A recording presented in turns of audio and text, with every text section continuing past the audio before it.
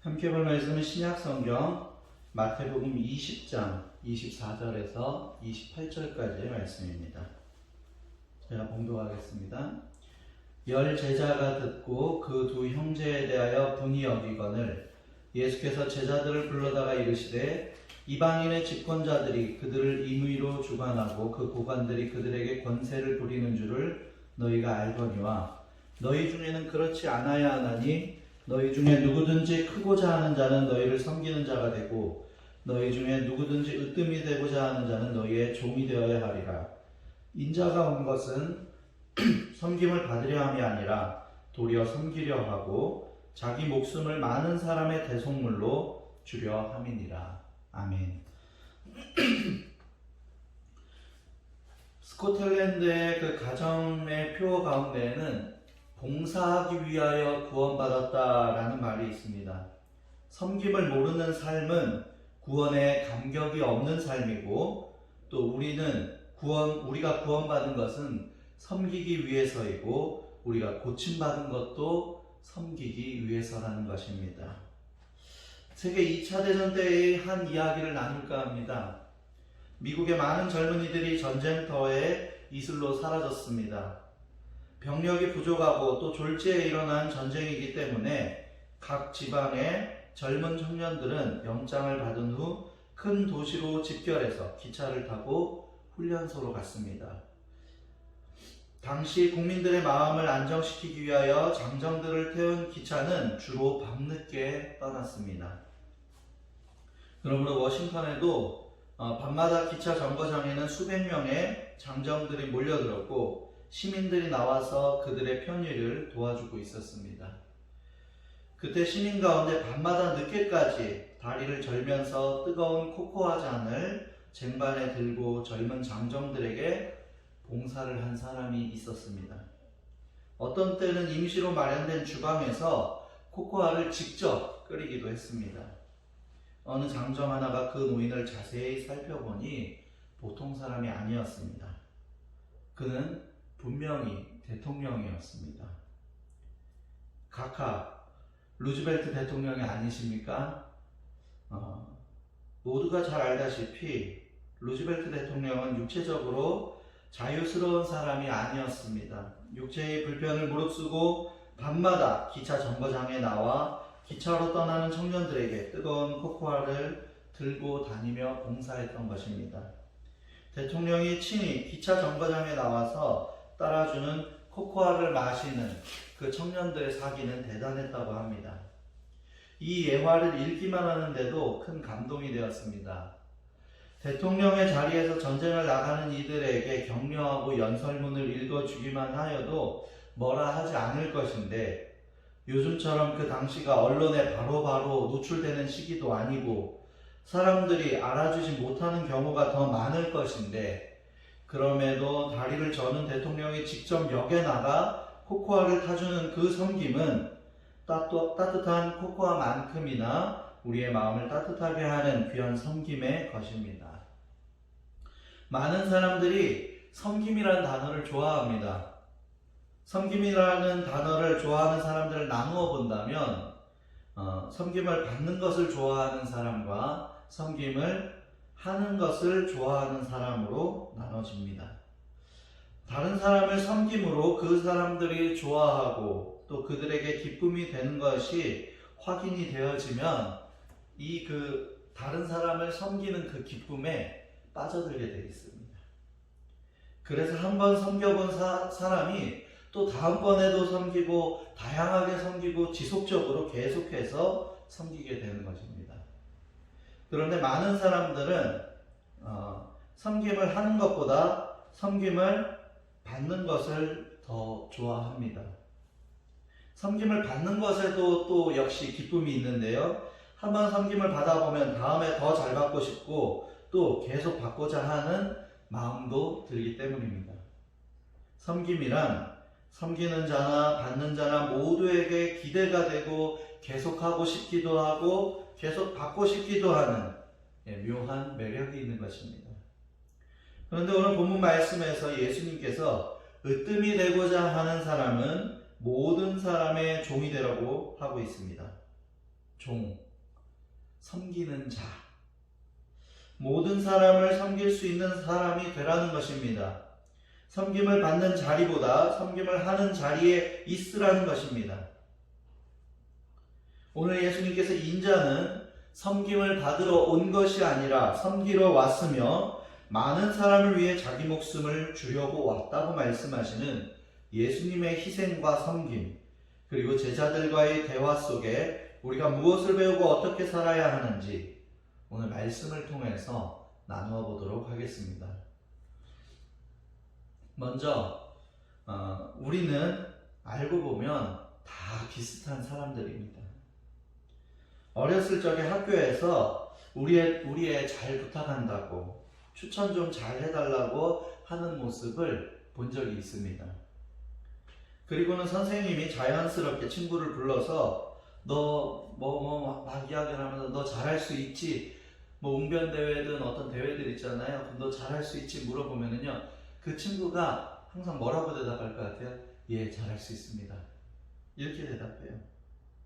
그런데 그 모습이 모양은 다르지만 곳곳에 있다는 그 사실을 알게 됐습니다.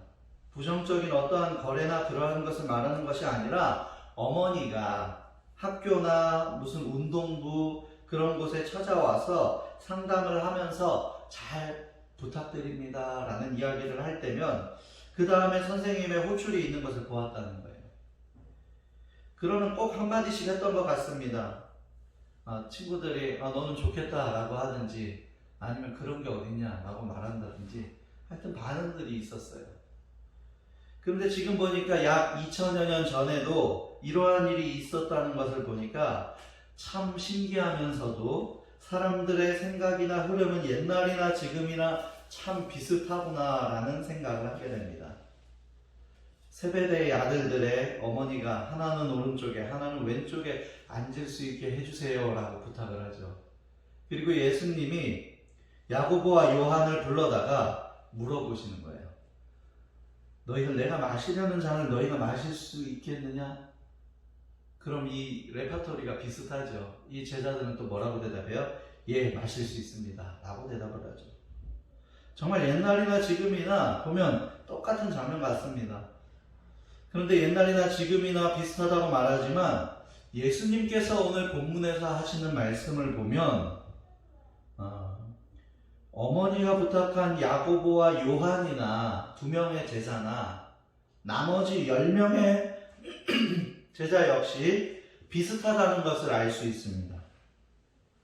오늘 본문의 시작이 어떻게 됩니까?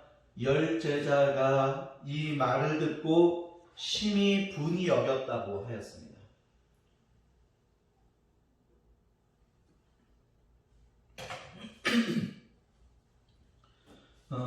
어머니가 와서 예수님께 직접 부탁하고 또 거기에다가 예, 저희도 예수님이 하는 것을 저도 할 수 있습니다 라고 말하는 그 두 제자를 보면서 10명의 제자가 화가 나는 거예요.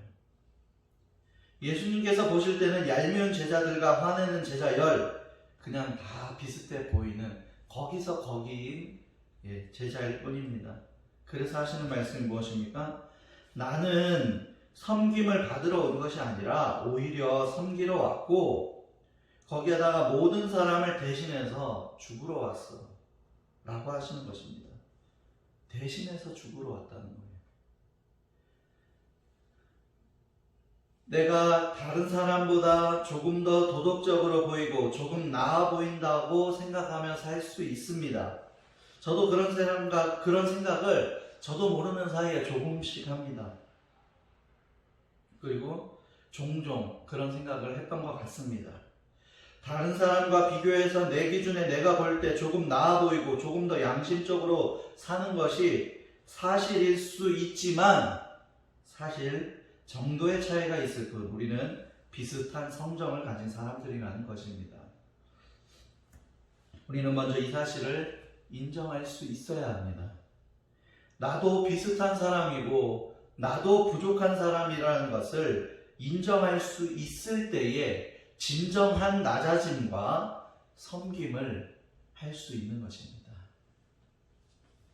섬김은 지금 있는 자리에서 먼저 낮아지는 것이 섬김입니다. 섬김이라는 단어는 구약 성경에서 절반 이상이 제사장의 직무와 연관이 있었습니다. 그리고 주인이 종으로부터 받는 섬김, 그리고 그 가운데 생기는 친밀성을 섬김이라고 표현하기도 하였습니다. 신약에 와서도 대부분이 제사장 직무를 말하고 있으며, 제사장 직무에서 쓰이는 단어는 섬기는 자라고 해석이 되었는데, 봉사와 직무를 다하는 섬기는 자라는 그 단어에서 봉사, 섬김으로 이어지는데, 복음을 전하는 사도들의 봉사, 이웃을 방문하고 필요한 것을 공급하며 남을 가르치고 하나님께서 주신 특별한 직분을 행하고, 또 물질로 섬기거나 육체적인 필요를 채워주거나 손님을 대접하는 등 많은 부분에서 섬김이라는 단어가 사용되었습니다.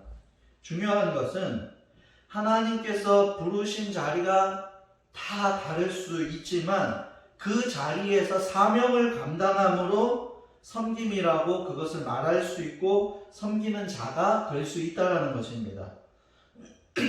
우리는 흔히 섬기는 자가 되어야 합니다 라고 말하면 섬김의 자리를 새로 찾고 나는 어디에서 섬길 수 있을까? 또 어떻게 섬기면 좋을까? 우리는 새로 찾아야 된다라고 생각할 때가 많습니다.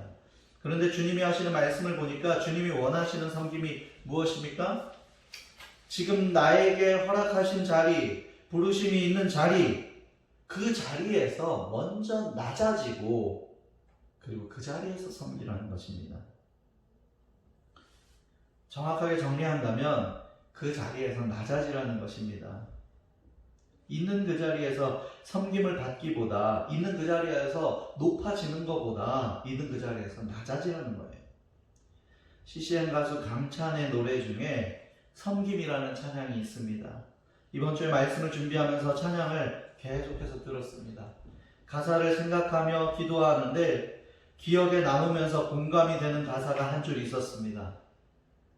우리가 높아지면 그가 낮추시고 우리가 낮아지면 그가 높이리라.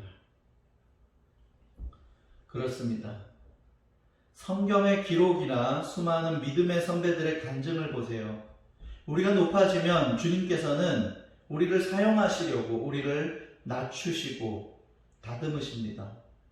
그러나 내가 힘이 빠지고 내가 낮아지고 또 주님이 높아질 때에 주님께서 우리를 높여주시고 나를 부끄럽지 않게 들어 쓰신다는 것입니다.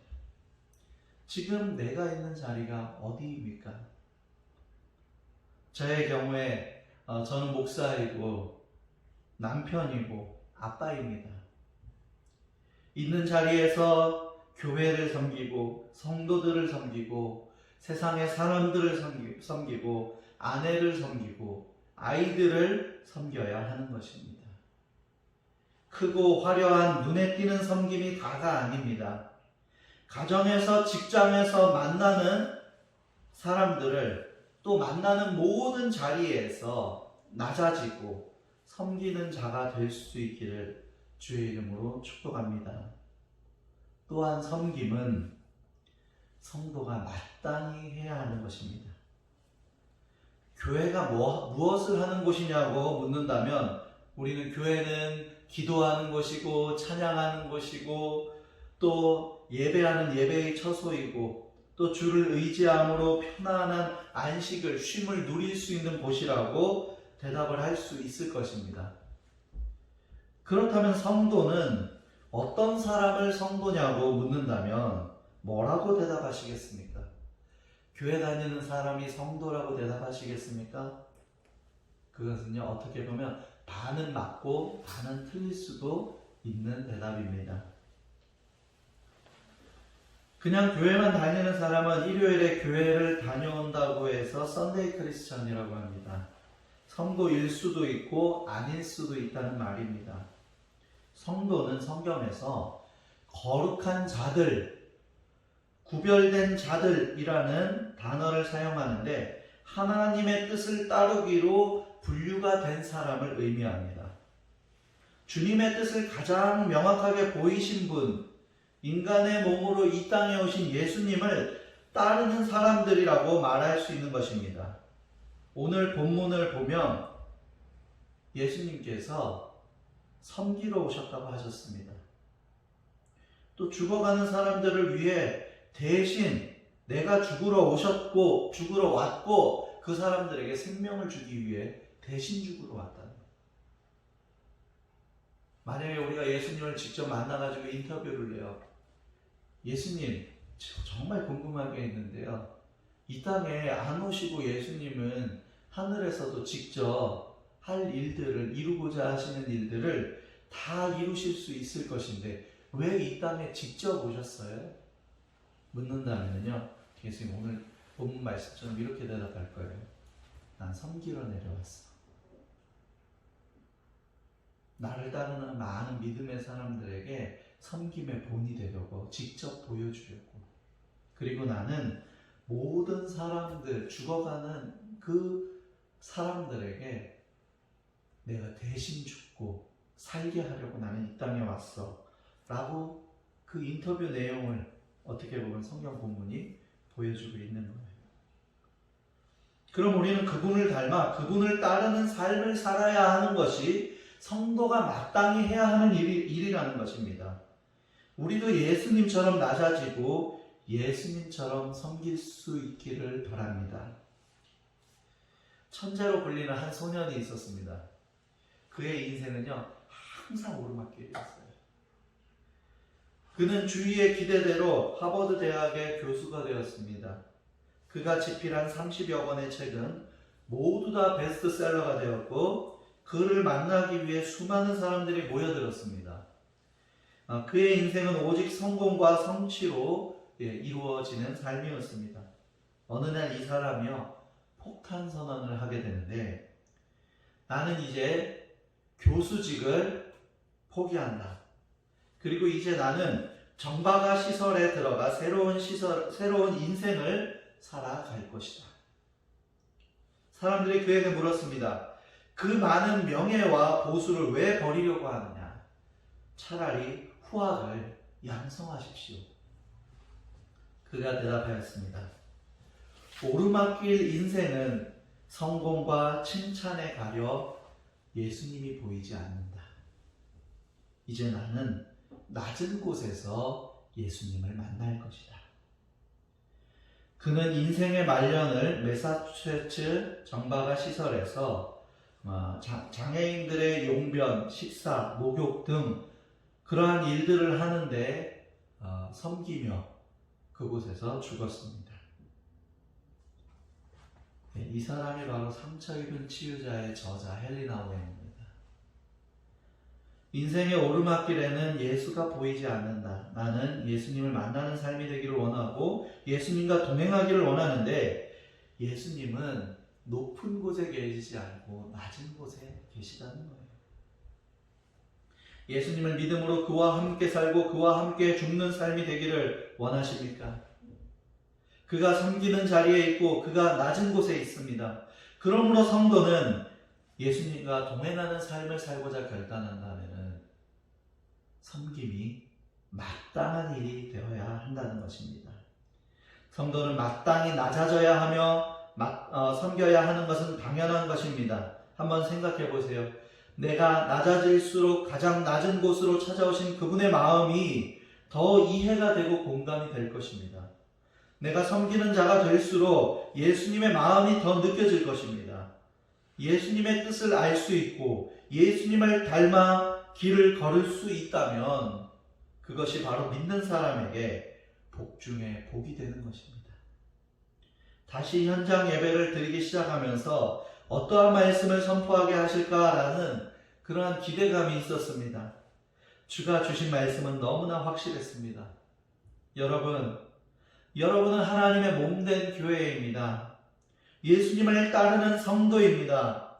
이곳에서 예배드릴 때는 물론이고 삶의 자리에서도 낮아지고 섬기는 자가 되십시오. 하나님을 섬기고 사람들을 섬기는 그 섬김을 주께서 기쁘게 받아주시고 말씀대로 으뜸이 되게 하실 줄로 믿습니다.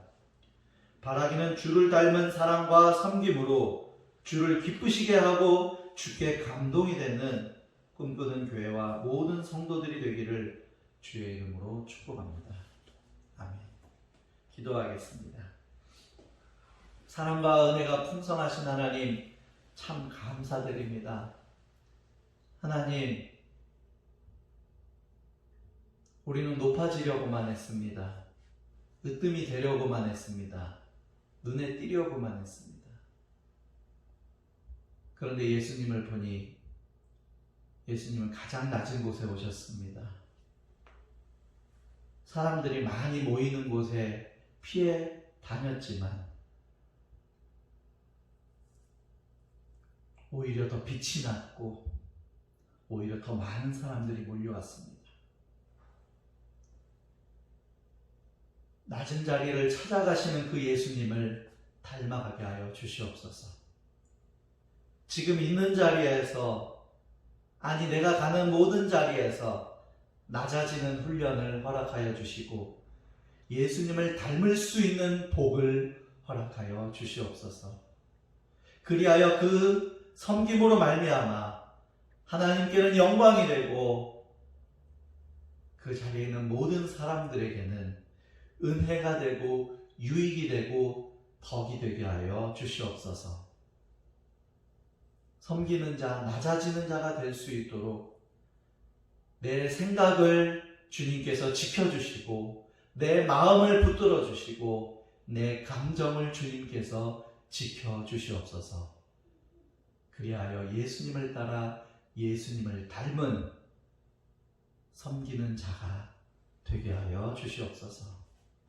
나를 섬기는 자로 불러주시고 섬기는 자로 세워주실 주님을 높이 찬양드리며 감사드리며 예수님의 이름으로 기도합니다.